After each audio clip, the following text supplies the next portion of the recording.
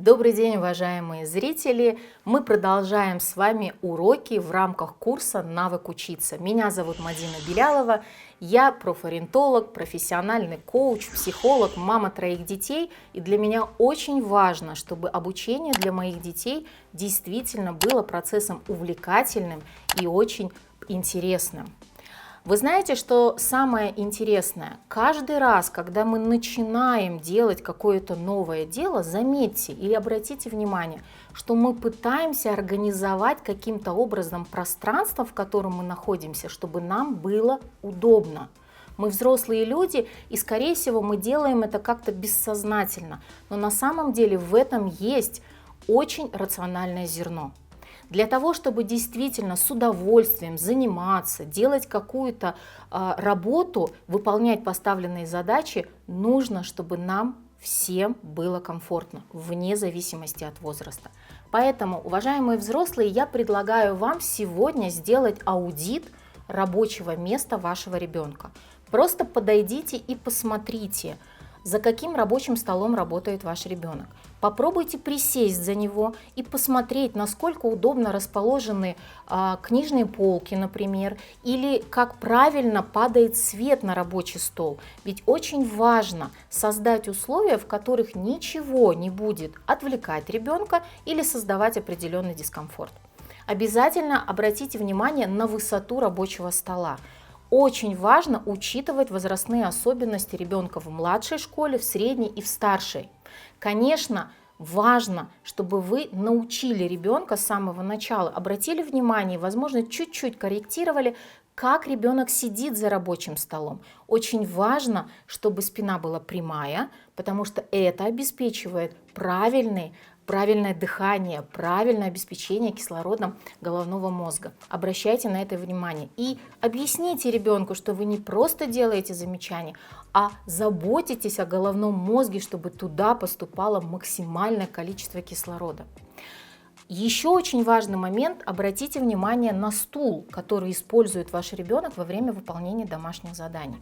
Стул должен стоять таким образом, чтобы ноги ребенка не висели на воздухе, чтобы они стояли ровно 2 ступнями на полу. Таким образом у ребенка будет достаточно опоры для того, чтобы правильно и очень безопасно держать тело во время работы. А если мы помним, у нас был эксперимент по поводу помодоро, как раз таки 25 минут позволяют ребенку не уставать за время выполнения уроков. И 10 минут есть время на то, чтобы встать, размяться и отдохнуть. Обратите внимание на свет, на освещение там, где работает ваш ребенок.